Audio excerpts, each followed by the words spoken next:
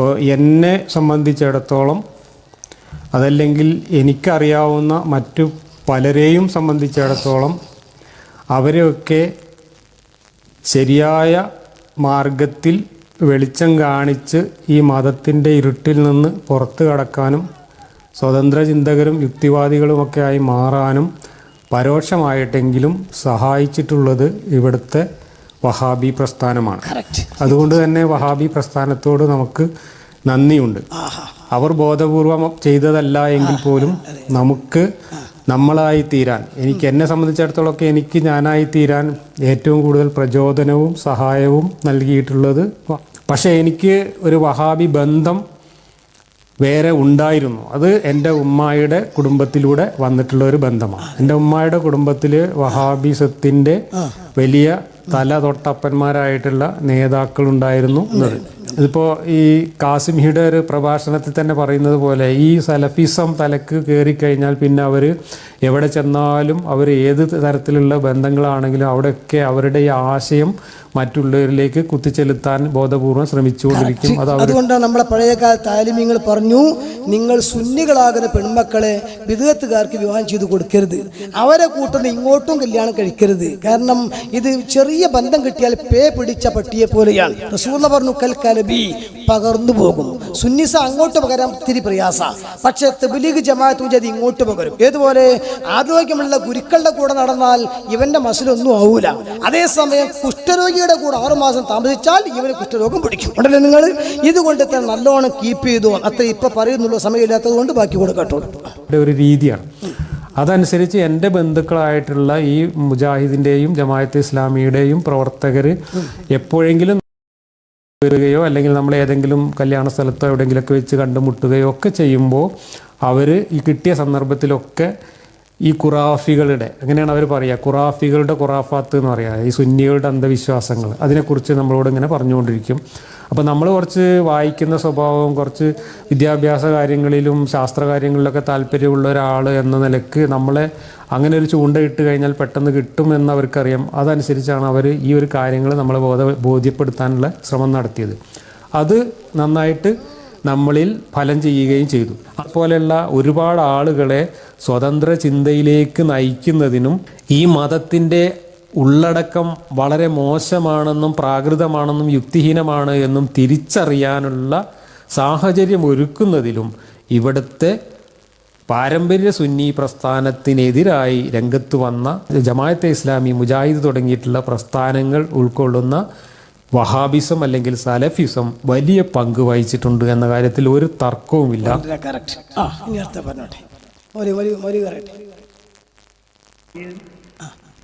മുഹമ്മദ് അമാനി മൗലവി പരിഭാഷ ചെയ്താൻ തുടങ്ങിയത് എവിടുന്നാന്ന് അറിയില്ല. സൂറത്തുൽ ഇഖ്ലാസിന്റെ അവിടുന്ന് മേലക്കല്ല, സൂറത്തുൽ ഫാത്തിഹന്റെ അവിടുന്ന് താഴെക്കല്ല, അൽ കഹ്ഫിന്റെ അവിടുന്ന് തുടങ്ങി. എന്താ ചെയ്തത് നിങ്ങൾ? ഖുർആൻ ഇങ്ങനെ വായിച്ചൊക്കെ ഇപ്പൊ ഇങ്ങനെ തോന്നിച്ചാൽ ആയത്തൊക്കെ അതൊക്കെ മുസ്ലിങ്ങൾ വായിച്ചാൽ ഖുർആനെ പറ്റി അവർക്ക് തെറ്റിദ്ധാരണ ഉണ്ടാവും. കാരണം മൂസാ നബി അലൈഹി സ്വലാം കടലിൽ അടിച്ചപ്പോൾ ഫംഫലക്കൽ ബഹറു ഫക്കാന കുല്ലു ഫിറകിൻ കത്തൗദിൽ അദീം, കടല് പിളർന്നു, എന്നിട്ട് മണലും മണ്ണും നിൽക്കുന്ന പോലെ വെള്ളം നിന്നു എന്ന് ഇപ്പോൾ ഒരു അമുസ്ലിം വായിച്ചാൽ ഖുർആനെ പറ്റി തെറ്റിദ്ധാരണ ഉണ്ടാവില്ല. ഇതേ അള്ളാഹ്ക്ക് തിരിഞ്ഞില്ല. ഏത് ഈ ഖുർആൻ ഇറക്കിയ അള്ളാഹുവിന് തിരിഞ്ഞില്ല.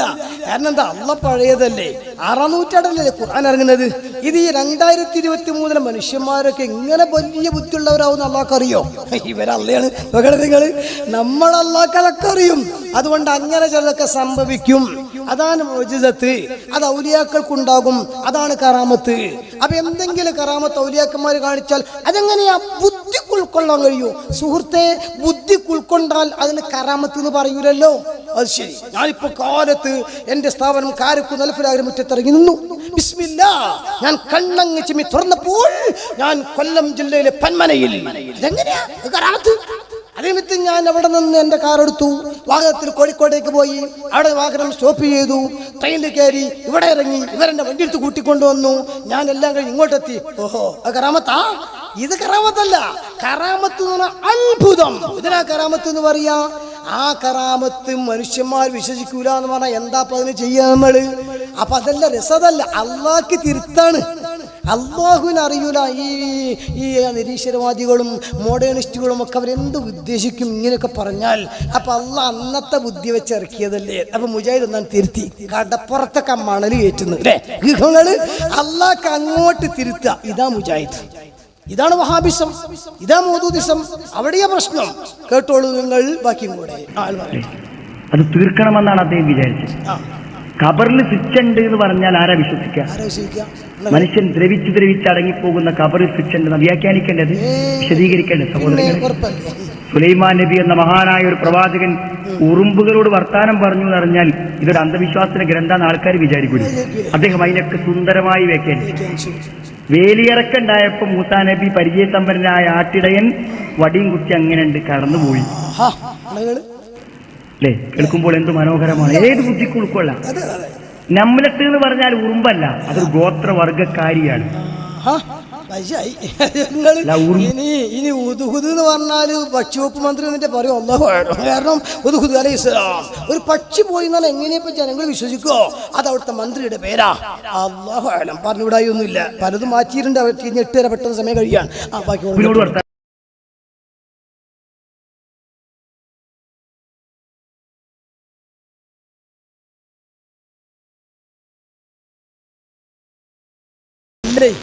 അദ്ദേഹത്തിന് ഖുർആൻ പരിഭാഷ വായിച്ച് എത്ര ആള് മുജാഹിദ് അയച്ചിട്ടുണ്ട്. അയാൾ മതം പൊളിക്കാൻ വന്ന ആളല്ല CN. പക്ഷേ മതത്തിലേക്ക് ആളെ കൂട്ടാൻ വേണ്ടിയിട്ട് ദേശീയ മുസ്ലിങ്ങളെയും അതുപോലെ പുരോഗമന മുസ്ലിങ്ങളെയും ഒക്കെ പാടുന്ന് കൂട്ടിപ്പിടിച്ച് ഇതിൽ ചേർക്കാന്ന് വിചാരിച്ചുണ്ടാക്കിയ വ്യാഖ്യാന.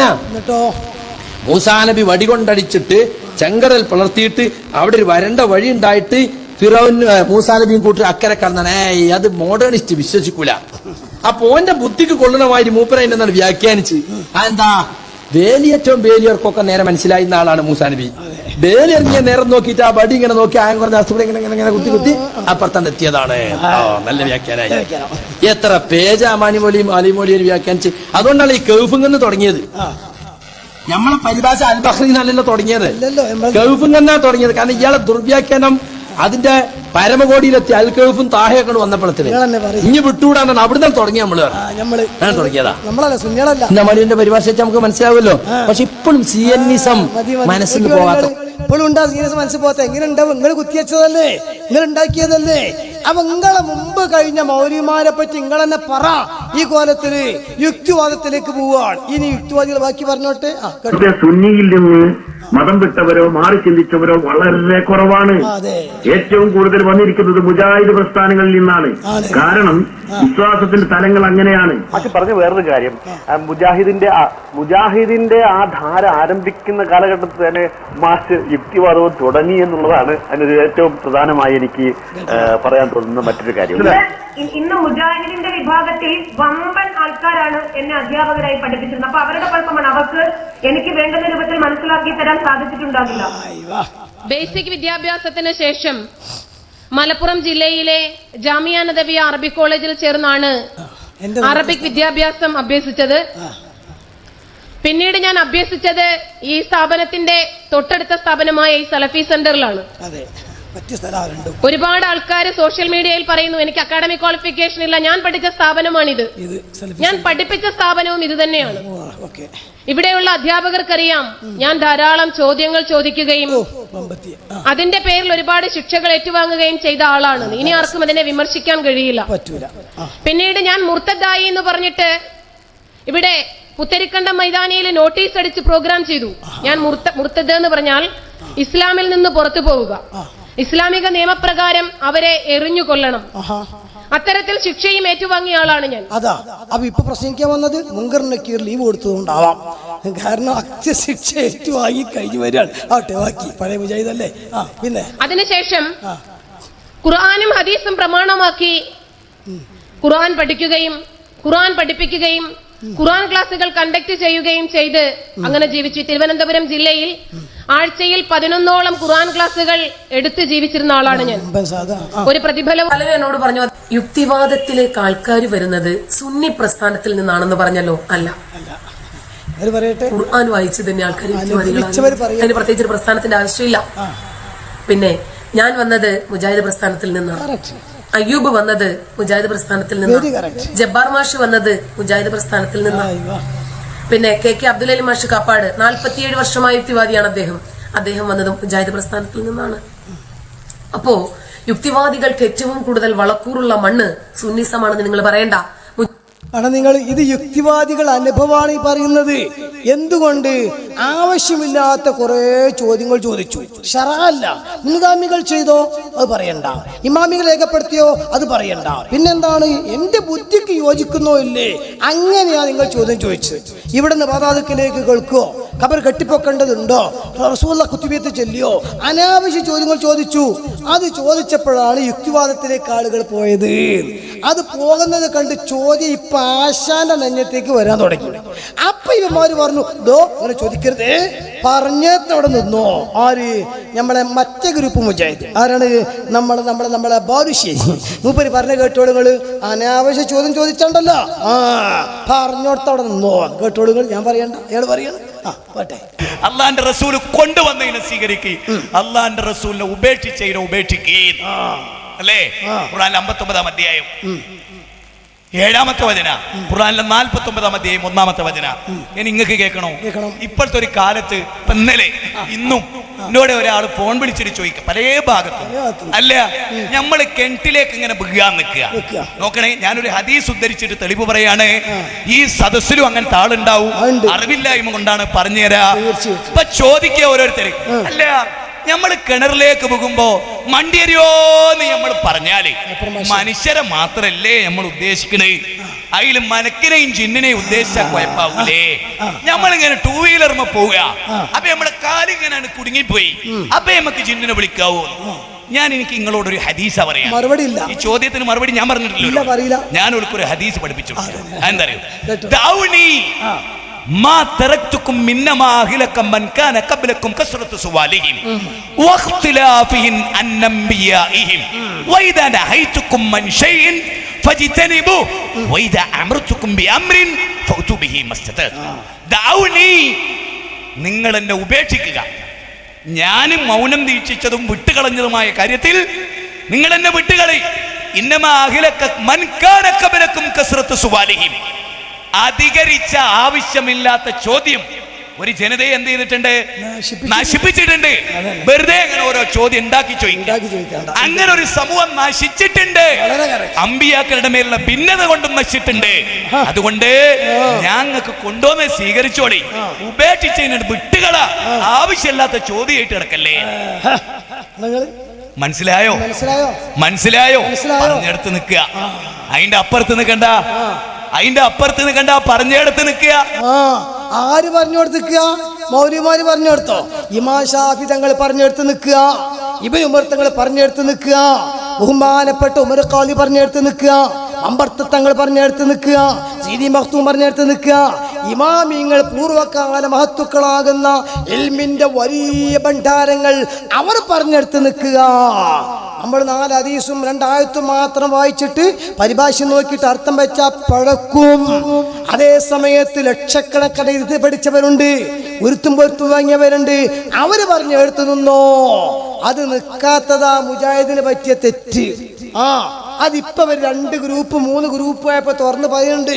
ജിന്ന് ഗ്രൂപ്പ് പറയാണ് തന്റെ ഗ്രൂപ്പിന് തെറ്റ് പറ്റിയിട്ടുണ്ട്, ഈ ജാതി തെറ്റ് തിരുത്തിയിട്ട് ഒരു തോപ ചെയ്തെങ്കിലേ നന്നാവൂ, ഇല്ലെങ്കിൽ മാഷറിൽ കട്ട പോയാവൂ. ഞങ്ങൾ പണ്ടേ പറഞ്ഞു, ഇപ്പൊ ഈ വിഷ്ണു ഗ്രൂപ്പ് പറയുന്നു മറ്റവരെ പറ്റി കേട്ടോളിങ്ങൾ തെറ്റ് പറ്റി. ഇതൊക്കെ പറയുമ്പോ ഞങ്ങള് മുജാഹിദുകളിൽ ചെറിയ പ്രശ്നങ്ങളൊക്കെ ചെറുതല്ല വലുതന്നെ ഉണ്ട്. ചെറിയ പ്രശ്നങ്ങൾ ചെറുതൊന്നുമല്ല. അതായത് ഞങ്ങളുടെ നേതൃത്വത്തിന് പറ്റിയൊരു തെറ്റ്. ഞങ്ങൾക്ക് വെറുപ്പൊന്നുമില്ല അവരോട്, പശ്ചാത്തപിച്ച് മരിച്ചാൽ നന്ന്. വെറുപ്പൊന്നുമില്ല, ദേഷ്യമുള്ളൂ. മറ്റാള് പറഞ്ഞില്ലേ എന്തോ കണ്ടപ്പോ ഓടാൻ ഒരുങ്ങി, ഇതോടെ പേടിയുണ്ടോ? എനിക്ക് പേടിയൊന്നുമില്ല. പിന്നെ ഒരു ഭയം പേടിയൊന്നുമില്ല. നിങ്ങള് വെറുപ്പൊന്നുമില്ല. ഞാൻ പറഞ്ഞു കേട്ടോളൂ. കേട്ടോളൂ. KNMന്റെ നേതാക്കന്മാര് പശ്ചാത്തപിച്ചിട്ടില്ലെങ്കിൽ കട്ടപ്പുകയാണ്. ഒരു നൂറ്റാണ്ടിന്റെ ചരിത്രത്തിലെ ഏറ്റവും അപകടം പിടിച്ച നേതാക്കന്മാരാണ് ഇപ്പൊ KNMന്റെ നേതാക്കൾ. അയ്യോ, ഞങ്ങൾ പണ്ടേ പറയുന്നതാണത്. കൊല്ലങ്ങൾ എത്രയായി? നിങ്ങൾ 21 തുടങ്ങിയപ്പോ പറഞ്ഞു വെരി ഡേഞ്ചർ. അയ്യാക്കും വലമുദാത്തുൽ ഉമൂർ, ശ്രദ്ധിച്ചോളൂ. നിങ്ങൾക്ക് ഇപ്പോഴാ നേരം വെളുത്തത്, നിങ്ങൾ പറയാ അവർ തെറ്റാണ്. നിങ്ങൾ അത് പറഞ്ഞതോടുകൂടെ ഇതാ നമ്മളെ മൊരവിൽ എന്താണ് സലഫി, ആ സലഫിക്ക് ബോധ്യപ്പെട്ടു. സലഫി ഇതാ തിരിച്ചു പറയുന്നു, നമ്മൾ ഖുർആൻ ഡിക്ഷണറി നോക്കിയതാ തെറ്റുപറ്റിയത്. അത് പൂർവികർ പറഞ്ഞതുപോലെ പറയണം, അല്ലെങ്കിൽ കുഴപ്പമാണ് എന്ന് സലഫി പറഞ്ഞ കേട്ടോളൂ. പണ്ട് നമ്മൾ പറഞ്ഞിടത്തേക്ക് ഇപ്പം മടങ്ങിയ രണ്ട് ഗ്രൂപ്പിലും നമ്മൾ മനസ്സിലാക്കേണ്ടത് എന്താണ്? ആ ഖുർആനിനെയും ഹദീസിനെയും ഒരു ഭാഗത്ത് അങ്ങനെ നിവർത്തി വെച്ചിട്ട് ഒരു ഡിക്ഷണറി വെച്ചിട്ടാണോ അതിനെ നമ്മൾ മനസ്സിലാക്കേണ്ടത്? ഖുർആനിന്റെ ആയത്ത് എങ്ങനെയാണ് നമ്മൾ മനസ്സിലാക്കേണ്ടത്? ഹദീസുകൾ എങ്ങനെയാണ് നമ്മൾ മനസ്സിലാക്കേണ്ടത്? അതേതെങ്കിലും ഒരു പരിഭാഷ നോക്കിയിട്ട് പഠിക്കേണ്ടതല്ല. നേരെ മറിച്ച് അത് മനസ്സിലാക്കി ആദ്യത്തെ ഒരു തലമുറ ഇവിടെ കഴിഞ്ഞു പോയിട്ടുണ്ട്. അവരാരാണ്? അല്ലാഹു തൃപ്തിപ്പെട്ട തലമുറയാണ്. വസ്സാബിഖൂനൽ അവ്വലൂന മിനൽ മുഹാജിരീന വൽ അൻസാർ വല്ലദീന തബഊഹും ബിഇഹ്സാനിൻ റളിയല്ലാഹു അൻഹും വറദൂ അൻഹു എന്ന് അല്ലാഹു ഗുഡ് സർട്ടിഫിക്കറ്റ് കൊടുത്തിട്ടുള്ള മഹാന്മാരാണവര്. ഇസ്ലാമിലേക്ക് മുൻകടന്നിട്ടുള്ള മഹാരഥന്മാരായ മുഹാജിറുകളും അൻസാറുകളും അവരെ പിൻപറ്റിയവരായ ആളുകൾ, അവര് വിശ്വസിച്ചതുപോലെ വിശ്വസിക്കാനാണ് അല്ലാഹുവിന്റെ കൽപ്പന. അതാണ് രണ്ടാമത്തെ അധ്യായമായ സൂറത്തുൽ ബഖറയിലും പഠിപ്പിക്കുന്നത്. ഫഇന്നാമനൂ ബിമിസ്ലി മാ ആമൻതും ബിഹി ഫഖദ് ഇഹ്തദൗ വഇൻ തവല്ലൗ ഫഇന്നമാ ഹും ഫീ ശിഖാഖ് ഫസയക്ഫീകഹുമുല്ലാഹ്. അല്ലാഹുവിന്റെ റസൂല് നമുക്ക് ഓതിത്തരികയാണ്, ഓ ജനങ്ങളെ, മഹാന്മാരായ ആ സ്വഹാബത്തിലെ ആ സ്വഹാബത്തിനെ അഭിസംബോധന ചെയ്തുകൊണ്ട് പറയാണ്, നിങ്ങൾ വിശ്വസിച്ചതുപോലെ പിൽക്കാലക്കാര് വിശ്വസിക്കാൻ സന്നദ്ധരാണെങ്കിൽ എങ്കിലേ നാം ഹിദായത്തിലേക്ക് പോവുകയുള്ളൂ. അതേ അവസരത്തിൽ ഞങ്ങൾക്ക് മുൻഗാമികൾ പറഞ്ഞതൊന്നും വേണ്ട, ഞങ്ങൾക്ക് നബി സല്ലല്ലാഹു അലൈഹി വസല്ലമിന്റെ ഹദീസ് വേണ്ട, സ്വഹാബത്ത് വേണ്ട, താബിഈങ്ങൾ വേണ്ട.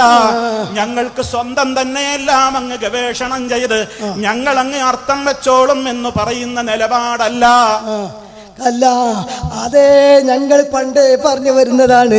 സിദ്ദീഖുൽ അക്ബർ തങ്ങൾക്ക് ഖുർആൻ തിരിഞ്ഞതുപോലെ നിങ്ങളെ മൗലിമാർക്ക് തിരിയൂല, ഞങ്ങൾക്കും തിരിയില്ല.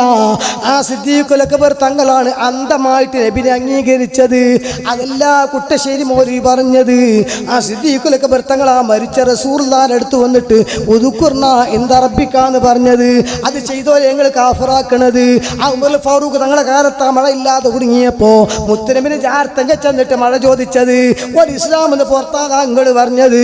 ആ മുത്തനബിനെ ഖുർആൻ പഠിച്ച ഇബ്നു ഉമറാണ് യാ മുഹമ്മദ് എന്ന് മരിച്ച റസൂലുള്ളാഹിനെ വിളിച്ചത്. അത് തെറ്റാണ് അങ്ങൾ പറഞ്ഞത്. ആ ഖുർആൻ മൊത്തത്തിൽ പഠിച്ച അബൂ ഹനീഫ തങ്ങളാണ് യാ സയ്യിദ സാദാത്തി ജിതുക എന്ന് പറഞ്ഞത്. അത് കാഫറാകണ പണിയാണ് അങ്ങൾ പറഞ്ഞത്. അതേ ഇപ്പൊ മുജാഹിദ് ജിന്ന് വന്നപ്പോ രണ്ടായി പിളർന്നപ്പോ ഒരു ഗ്രൂപ്പ് പറയുന്നതിന് നേരെ മറ്റേ ഗ്രൂപ്പ് പറയണം തീരുമാനിച്ചപ്പോ ഇപ്പൊ സ്വഹാബത്ത് വേണം പോലും നിങ്ങളാ സ്വഹാബത്തിനെ പറ്റി എഴുതിയത് കേരളത്തിലെ മുസ്ലിയാക്കൾ ചെയ്യുന്നത് ദീനിൽ തെളിവല്ലാത്ത പോലെ അതും തെളിവാകയില്ല. ആ നിങ്ങൾ എങ്ങനെയാ ഇപ്പം മറിച്ച് തിരിച്ചു പറയാൻ തുടങ്ങിയത്? സിദ്ദീഖ് ഉമർ ഫാറൂഖിന്റെ കാലത്ത് ജൂതായിസം പ്രചരിപ്പിക്കാൻ വേണ്ടി പള്ളി വിട്ടുകൊടുത്തു എന്ന് ഇപ്രസംഗിച്ച കുട്ടശ്ശേരി മൗലവിയാണ് പറഞ്ഞത്. 1956 എഴുതി വെച്ച ലേഖനം എന്റെ കയ്യിലുണ്ട്. ആ ഇപ്പൊ എങ്ങനെ നിങ്ങൾക്ക് സ്വഹാബത്തിനെ പറ്റാൻ തുടങ്ങിയത്? ഇപ്പൊ എങ്ങനെ മൊയ്തീശികനെ പറ്റാൻ തുടങ്ങിയത്? യാതൊന്നു കാണും അത് നാരായണ പ്രതിമാന്ന് നിങ്ങൾ മൊയ്തീശികനെ പറ്റി പറഞ്ഞതാ. അതെങ്ങനെ ഇപ്പൊ നിങ്ങൾക്ക് പറ്റാൻ തുടങ്ങിയത്? അതേ പുതിയ മുജാഹിദേ, 10 കൊല്ലം മുമ്പുള്ള മുജാഹിദും നിങ്ങളും നല്ല മാറ്റമാണ്. ഒരു ഭാഗം ദന്ത ഗ്രൂപ്പായി കേന്നമ്മായി പോയപ്പോ ഒരു ഗ്രൂപ്പ് മട ഒരു ഗ്രൂപ്പ് ജിന്ന് ഗ്രൂപ്പായിട്ട് വന്നപ്പം വല്ലാത്ത മാറ്റം തന്നെ. ഇത് നിങ്ങൾ കുറച്ച് മുമ്പ് പറഞ്ഞിട്ടുണ്ടെങ്കിൽ മുസ്ലിങ്ങൾ ഭിന്നിക്കൂലായിരുന്നല്ലോ, ഒറ്റക്കെട്ടാകൂലായിരുന്നോ? ഇപ്പൊ നോക്കി നിങ്ങൾ പെരുന്നാൾ പോലും രണ്ടെണ്ണാക്കിയത് നിങ്ങളല്ലേ. പഴയ കാലം മുതൽ സ്വഹാബത്തുങ്ങൾ പറഞ്ഞ വ്യാഖ്യാനം നടത്തിയ താബികളെ പോടാൻ എങ്ങനെയാണ്? പറങ്ങനെ നോക്കുക, പറയാന്നല്ല ഇവിടെ പറയാ അല്ലെ, പറങ്ങനെ നോക്കുക. ശഅബാൻ 29 കണ്ടാൽ നാളെ റമദാൻ 1, കണ്ടില്ലേ പിന്നെ ശഅബാൻ 30 ഇത് റസൂലുള്ള പറഞ്ഞു, സ്വഹാബത്ത് ചെയ്തു. നിങ്ങൾ ഹിലാൽ കമ്മിറ്റി വന്നു, കച്ചറുണ്ടാക്കിയോ? ഹിജ്റ ഹിലാൽ വന്നു, കച്ചറുണ്ടാക്കിയോ?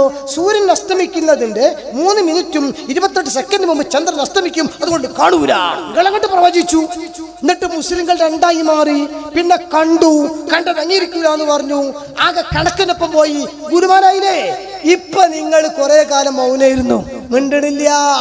ഇപ്പൊ ഈ ശഅബാനിൽ മിനിയാന്ന് കണ്ടോ, നിങ്ങളെ വിഷ്ടം ഗ്രൂപ്പ് തന്ത ഗ്രൂപ്പിനെ അവിടെ നിർത്തിയിട്ട്, കേന്ദ്ര ഗ്രൂപ്പിനെ നിർത്തിയിട്ട് വിഷ്ടം ഗ്രൂപ്പ് ഇറക്കിയ പ്രസ്താവന വായിച്ചു നോക്കുങ്ങളിതാ കാണില്ലേ? എന്തേ?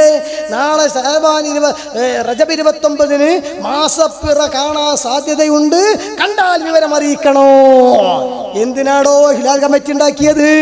എന്തിനാ ഹിജ്റ ഉണ്ടാക്കിയത്? നിങ്ങൾ 2 ഗ്രൂപ്പ് തമ്മിലടിച്ചപ്പോ അൽഹംദുലില്ലാഹ് ഒരു കൂട്ടിരിപ്പം പഴയ കാലത്തേക്ക് മറക്കാൻ തുടങ്ങി. 1 2 ഇത്രയും കാലം മുജാഹിദ് പറഞ്ഞു വന്നു, മന്ത്രം പാടില്ല, ഉറുക്ക് പാടില്ല, ശിർക്ക. ഇപ്പൊ മുജാഹിദ് 2ആയപ്പോ ഒരു ഗ്രൂപ്പ് പറയാ മന്ത്രിക്കാനേ പറ്റൂല. കണ്ടോളൂ. പിന്നെ എന്തിനാ മുജാഹിദ്? കേട്ടോ, മന്ത്രിക്കാം. പഠിക്കുന്നതോടെ നമുക്ക് തഖ്വ കൂടും. ഓരോ കാര്യങ്ങളും ലാ ഇലാഹ ഇല്ലല്ലാഹു വഹ്ദഹു ലാ ശരീക ലഹു ലഹുൽ മുൽക്കു വലഹുൽ ഹംദു യുഹ്യി വയുമീത് വഹു അലാ കുല്ലി ഷൈഇൻ ഖദീർ. രാവിലെ 100 പ്രാവശ്യവും വൈകുന്നേരം 100 പ്രാവശ്യവും. ശൈത്താനുള്ള പ്രൊട്ടക്ഷൻ ആണത്. സുബഹി നമസ്കരിച്ചിട്ട് സൂര്യൻ ഉദിക്കുന്നതിന് മുമ്പും അസർ നമസ്കരിച്ച് സൂര്യൻ അസ്തമിക്കുന്നതിന് മുമ്പും ചെല്ലണം. കണ്ടോ? കിടക്കാൻ സമയത്ത് നിങ്ങൾ ആയത്തുൽ കുർസി ഓതണം. ഓരോ നമസ്കാരത്തിന് ശേഷവും ആയത്തുൽ കുർസി. അത് എന്ത് ചെയ്യണം? അത് പൂർത്തിയാക്കണം. ഒന്ന് കൊണ്ടുപോയി നജസ്സൊക്കെ വൃത്തിയാക്കിയിട്ട്, അറിയാൻ വയ്യാത്ത കുട്ടി രാത്രി കരയാണെങ്കിൽ ഒന്ന് കൊണ്ടുപോയി നജസ്സൊക്കെ വൃത്തിയാക്കിയിട്ട്, കുട്ടി എന്താ ചെയ്യേണ്ടത്? ഒന്നുകൂടെ കുട്ടിക്ക് ആയത്തുൽ കുർസി ഊതി തടവി കൊടുത്താ കുട്ടി അങ്ങോട്ട് ഉറങ്ങും. ഇതൊക്കെ ഖുറാഫാത്താ. നബി പറഞ്ഞു, നിങ്ങൾക്കൊരു സ്ഥലത്ത് വേദനയുണ്ടെങ്കിൽ ആ വേദനയുള്ള സ്ഥലത്ത് നിങ്ങൾ കൈവെക്കുക, എന്നിട്ട് ബിസ്മില്ല എന്ന് 3 പ്രാവശ്യം പറയാ.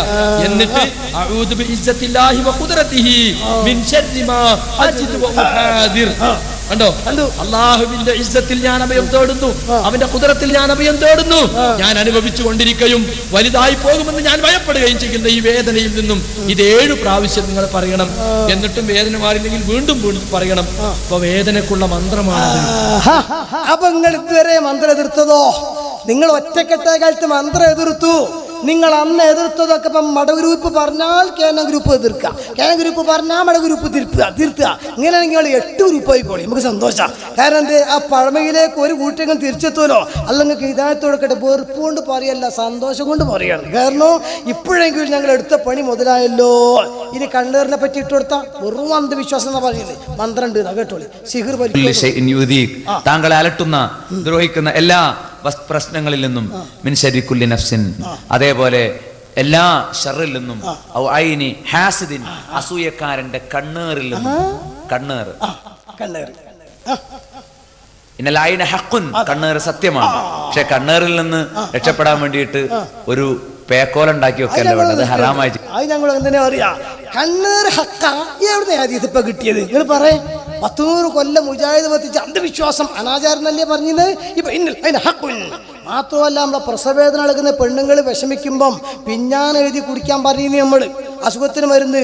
അതൊക്കെ അന്ധവിശ്വാസം, ഖുറാഫത്ത്. ഇപ്പൊ ജിന്നും മടവൂരും കേന്ദ്രമൊക്കെ ഇട്ട് മാറിയപ്പോ പറയാ പിഞ്ഞാൻ എഴുതാൻ ഫത്വണ്ട് ഇട്ട് കൊടുക്കുവാനെ പെട്ടെന്ന് സമയം തീരുന്നുണ്ട്. അതേ ആശയം അദ്ദേഹത്തിന്റെ സാദുൽ മആദ് ഫീ ഹദീ ഖൈറുൽ ഇബാദ് എന്ന ഗ്രന്ഥത്തിൽ അദ്ദേഹം രേഖപ്പെടുത്തുന്നു, വറഖസ ജമാഅത്തുൻ മിനസ് സലഫി ഫീ കിതാബത്തി ബഅദിൽ ഖുർആനി വശുർബിഹി വജഅലി ദാലിക മിനശ് ശിഫാഇ അല്ലദീ ജഅല അല്ലാഹു ഫീ. സലഫുകളിൽപ്പെട്ട വലിയ ഒരു സംഘം ആളുകൾ പരിശുദ്ധ ഖുർആൻ എഴുതിക്കൊണ്ടോ അതല്ലെങ്കിൽ പരിശുദ്ധ ഖുർആനിലെ ചില വചനങ്ങൾ വെള്ളത്തിൽ എഴുതിക്കൊണ്ട് വശുർബിഹി, അത് കുടിക്കുക, അതല്ലെങ്കിൽ അതിലേക്ക് ഊതിയിട്ട് കുടിക്കുക, വജഅലി ദാലിക മിനശ് ശിഫാഇ അല്ലദീ ജഅല അല്ലാഹു ഫീ, അത് അല്ലാഹു സുബ്ഹാനഹു വതആല ഏർപ്പാടാക്കിയ ശിഫയിൽ അവർ ഉൾപ്പെടുത്തിയതായി. നോക്കിക്കോ നിങ്ങൾ,